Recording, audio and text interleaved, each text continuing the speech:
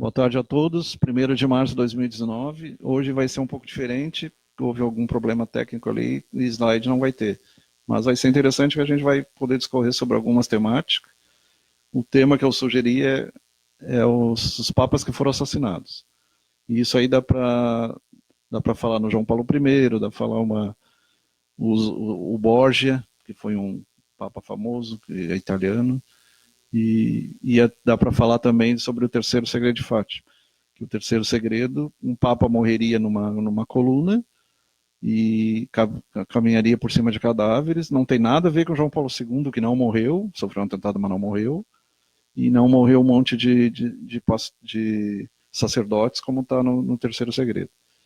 E alguns historiadores falam até no quarto segredo, porque ele teria sido dividido em dois. Um foi para a Congregação Doutrina da Fé, que era presidida pelo Joseph Ratzinger, que é o Papa Emérito, e que renunciou, e o outro está na escrivaninha do Papa desde a época do João 23.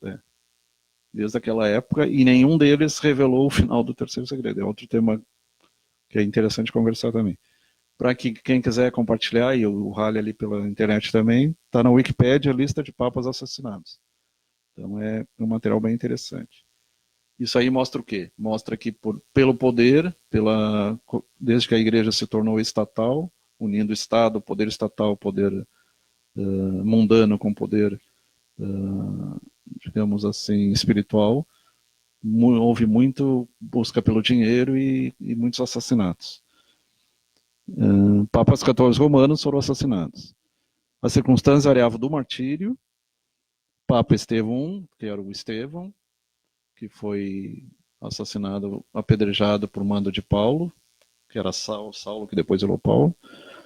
E durante a guerra tem o Papa Lúcio II, seriam dois exemplos. Alguns por espancamento, ou um por marido ciumento, que era o João XIII. Então, houve uma época que os papas... Tem até um livro interessante que é o crime dos papas. Eles tinham prostitutas, eram casados, tinha um padre, eu não lembro agora se o Halley lembrar, o papa que ele transava com homem, com mulher, com criança, com bicho, o cara era totalmente pervertido. No momento eu não lembro o nome.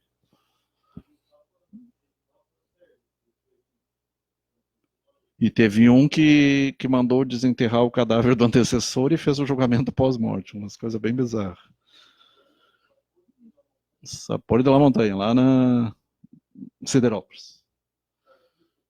Arthur Procopio Lima, Realdo Guidarte, Célio Teixeira, ou Célio motorista. Motorista da prefeitura. João Costa, Giovanni Costa, Cristiano Fernandes e Paula Matias. Então, se você tiver aí o acesso à internet, pode participar também, ou pôr a sua opinião. Então, Papa Guerra, julho 1. O número de outros papas morreram em circunstâncias que alguns acreditam ter sido assassinados, mas que não houve uma conclusão definitiva. Foi o caso de João Paulo I, com 33 dias de mandato. Pela história do Leloup, o livro Em Nome de Deus, teria sido assassinado, porque ele já foi a época do Banco Ambrosiano, tinha participado da máfia, com o Vaticano, com a máfia, muita roubalheira, ele queria fazer uma limpa no Vaticano. A máfia e a maçonaria estavam infiltradas no Vaticano. Ainda tem gente lá infiltrada, mas naquela época era bem pior. Logo depois de Paulo VI. Então, lembrando papas passados, o Estevão foi primeiro. Tá, mas esse aqui é um, esse aqui é outro. 254, 257, decapitado.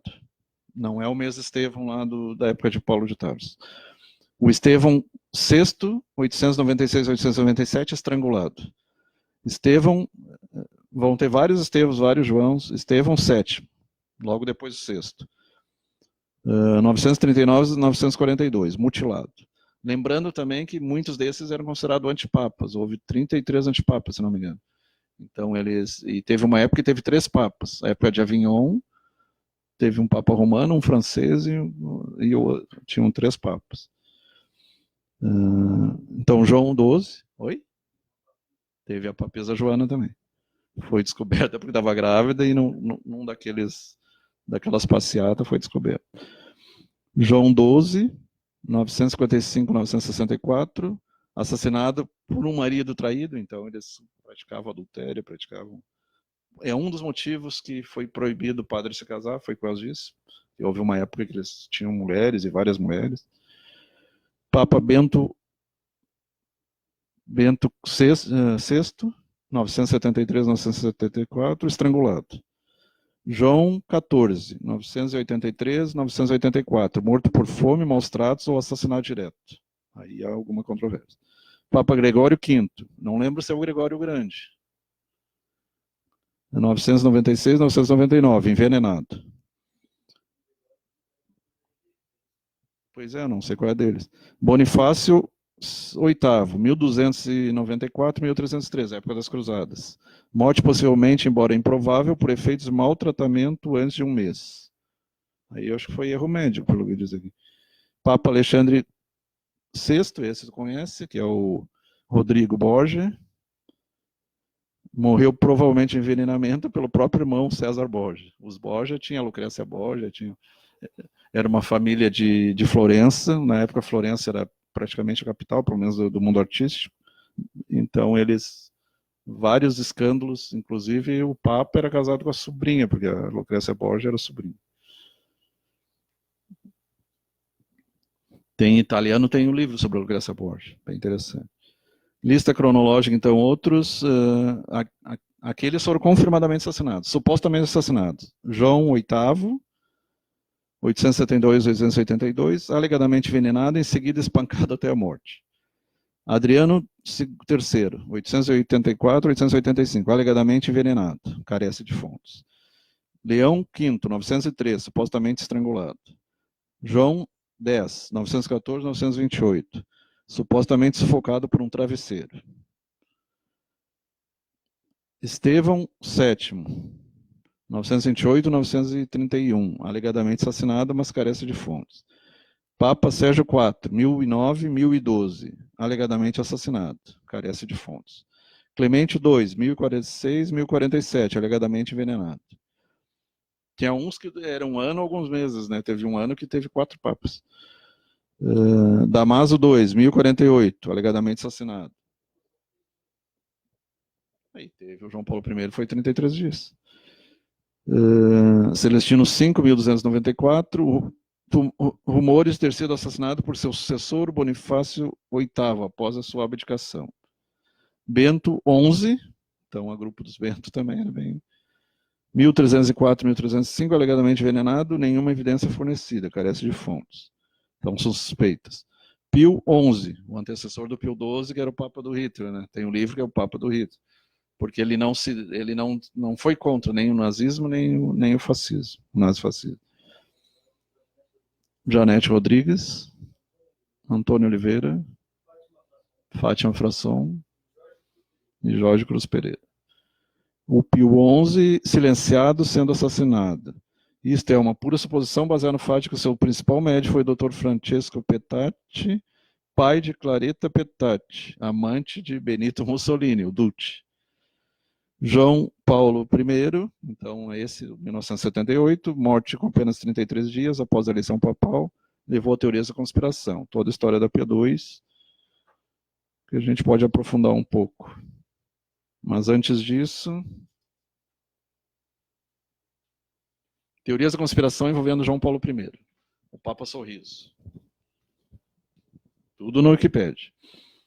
João Paulo I morreu aos 28 de setembro de 1978, apenas 33 dias depois da sua eleição para o papado.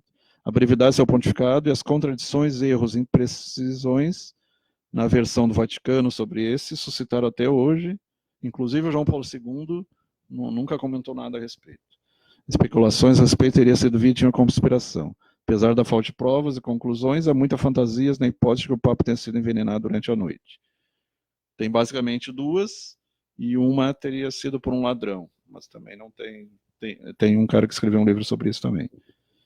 É o livro de John Cromwell. O outro é o David Yalup, que é mais conhecido, que é Em Nome de Deus, que conta toda a questão da P2, da propaganda do E.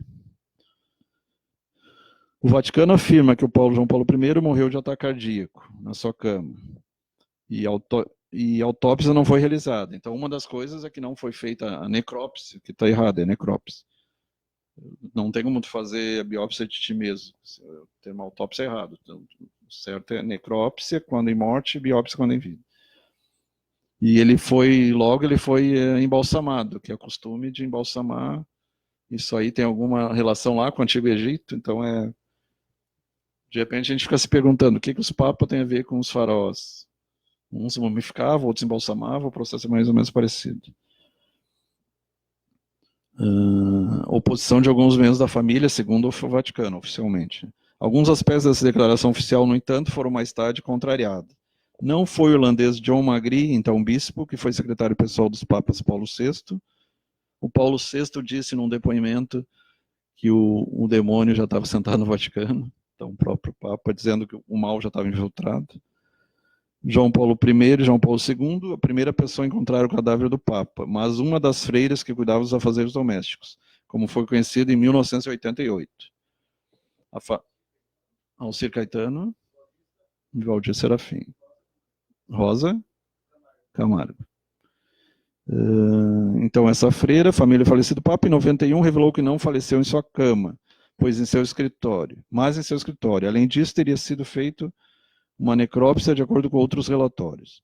Essas inconsistências oficiais, juntamente com outros fatores de desenvolvimento econômico, têm dado origem a teorias conspiratórias que apontam para o envenenamento do pontífice. Mataram ele, portanto. E ali mostra a tumba de João Paulo I. Um dos inúmeros boatos surgidos após a morte de João Paulo I diz que seu pontificado entrar em choque com ideias e interesses da Opus Dei. A Opus Dei, apesar do nome, não tem nada a ver com a obra de Deus, é obra de dor, né?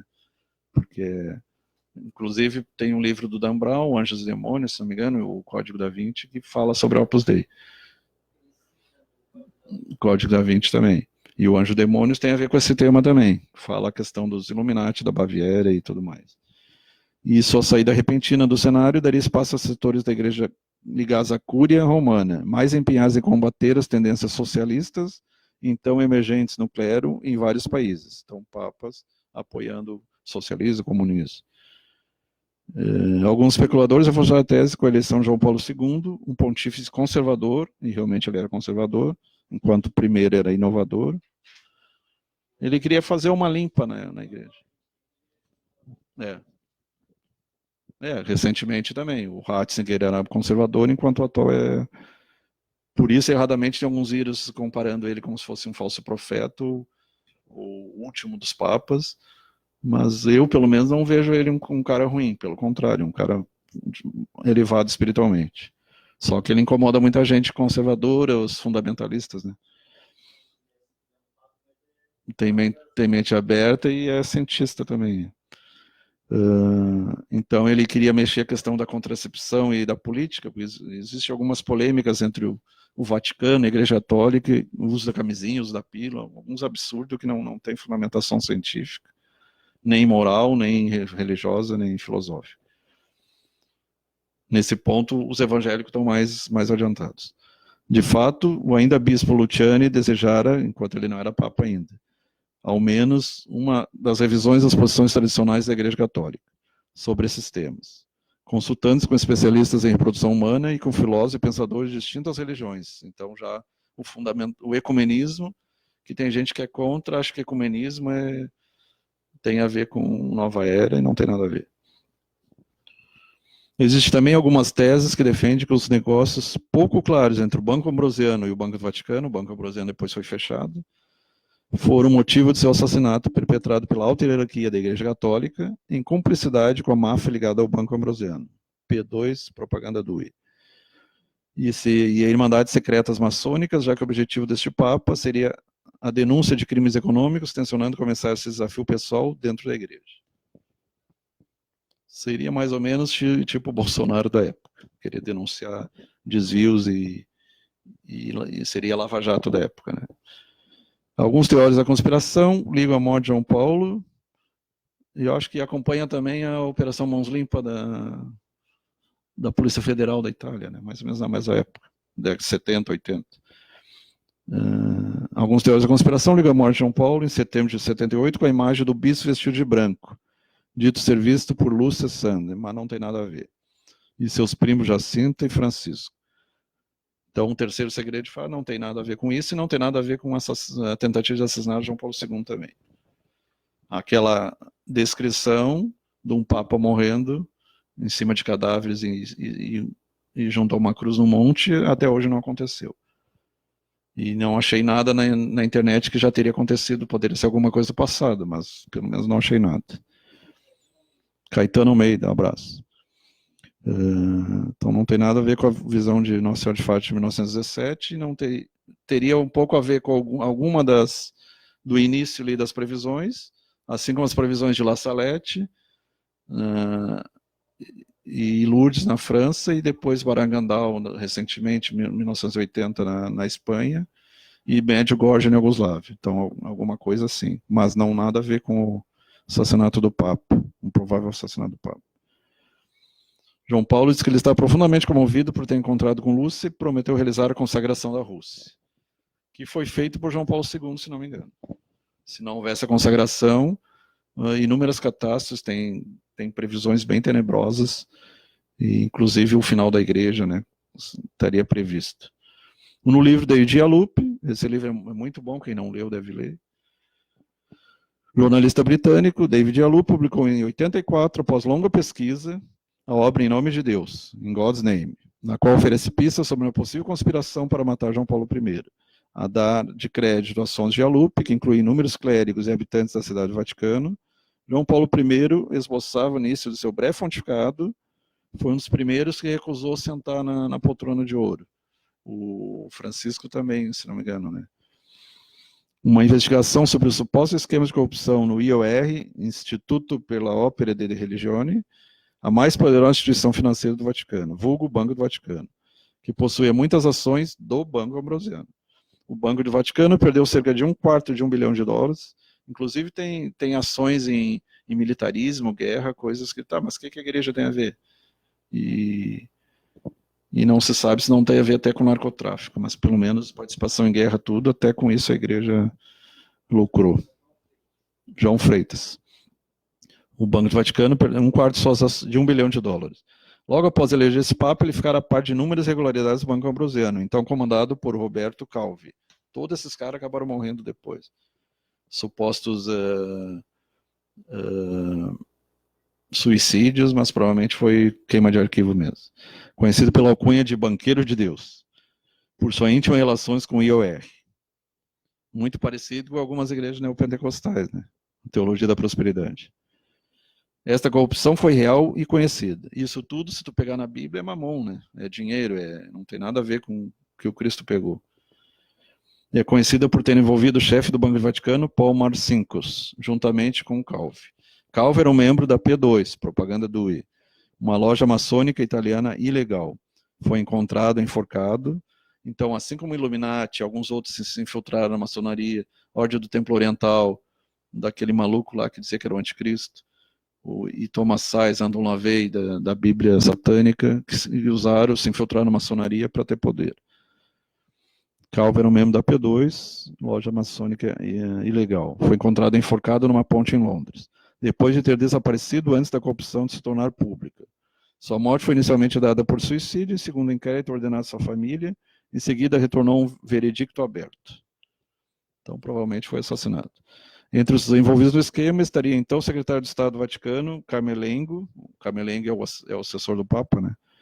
Jean Villot, francês. Mafioso siciliano Michele Sindona e o cardeal do Chicago, John Cody, e o bispo Paul Marcinkus, então presidente do Banco do Vaticano.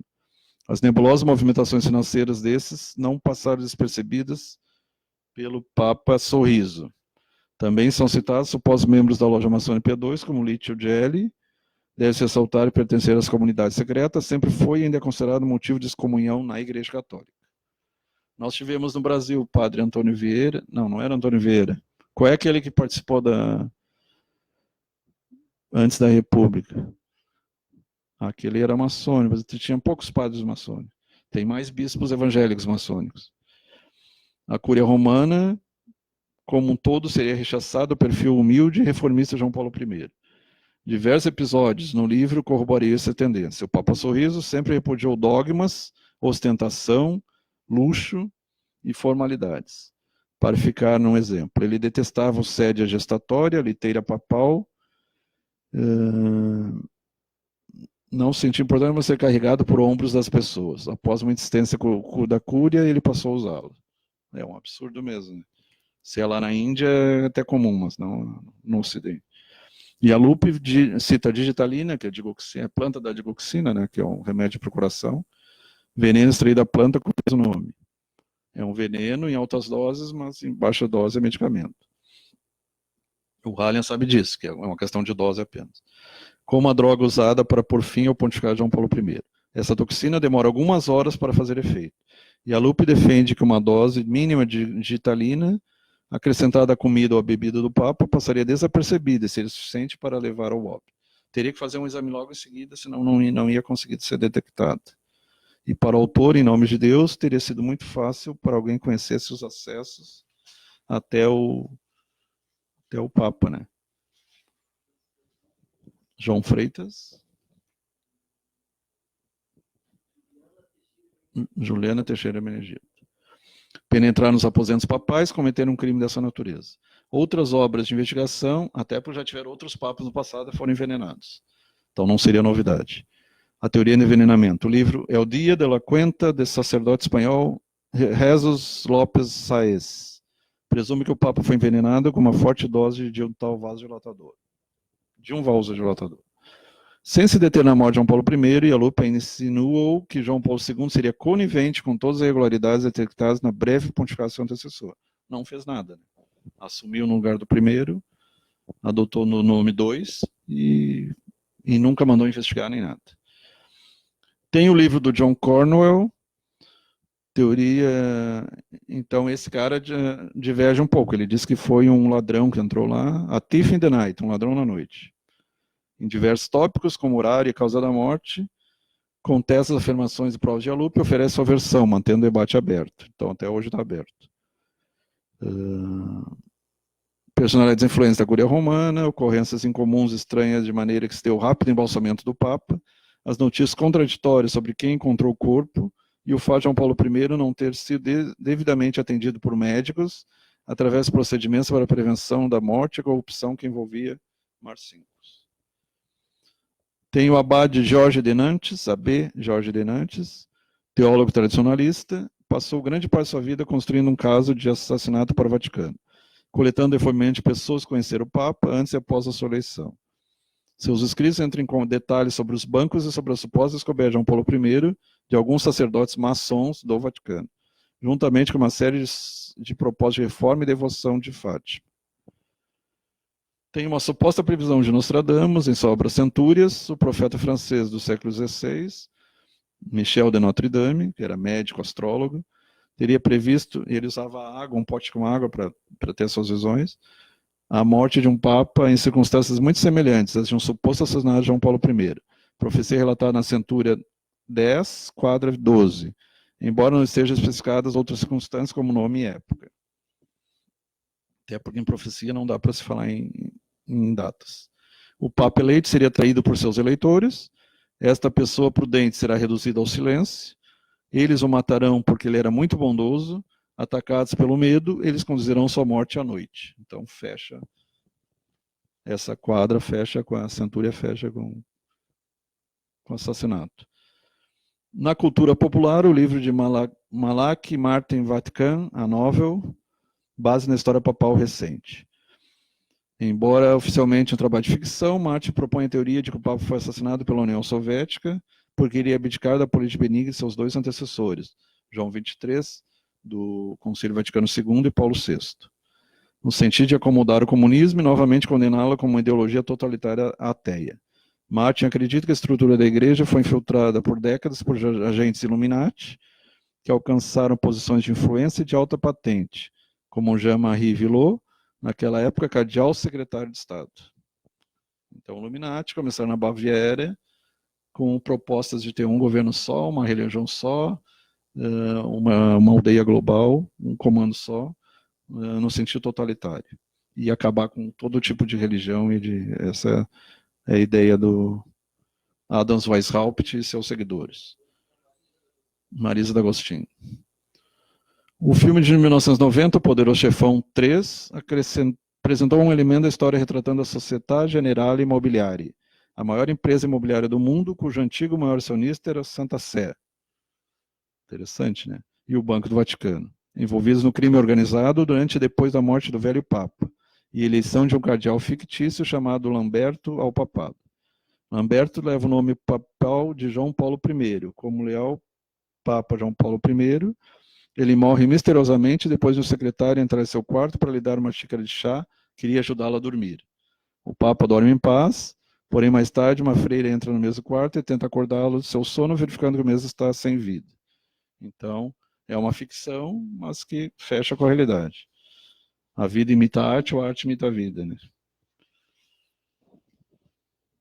O romance do escritor português Luís Miguel Rocha, intitulado O Último Papa, publicado em 2008, após a teoria de que João Paulo I foi assassinado.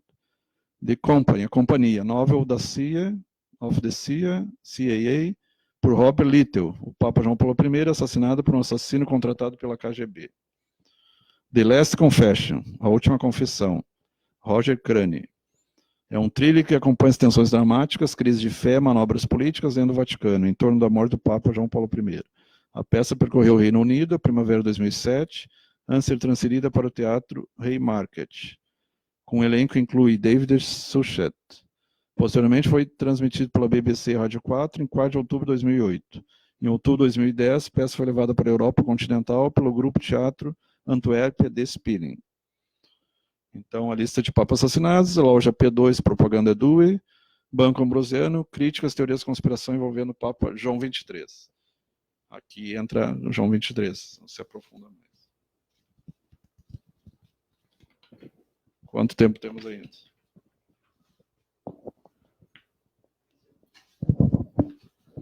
Só sugestões de leituras. Leonardo da Vinci, Os Sete Crimes de Roma, de Guilherme Prevost. Muito bom. Em um dia eu li, comecei de manhã e terminei à tarde. Cara, é muito bom. Os Sete Pecados Capitais. Transcomunicação, Fenômeno Magenta, estudo científico recente, na década de 80, 90, sobre transcomunicação e outros temas, materializações. Aqui são os últimos estudos científicos sobre materializações, sobre transcomunicação e fenômenos correlatos. Feito lá na Grã-Bretanha. Túnel do Tempo, as primeiras publicações espíritas no Brasil, Eduardo Carvalho Monteiro, Madras. A Madras, apesar de ser maçônica, tem a Madras Espírita. Essa aqui é da Madras Espírita. Evidência da Sobrevivência, Carlos Antônio Guimarães, também da Madras Espírita. Indício sugere a vida após a morte, extraídos da história do espiritismo, da metapsíquica e da parapsicologia. Primeiro lugar no concurso literário José Herculano Pires, categoria Histórias do Espiritismo. Então mostra todos os estudos do século XVII, XVIII, XIX, principalmente XVIII, XIX. Acho que fechou o horário. Como é que está o horário aí? Paulo Coelho. Calman?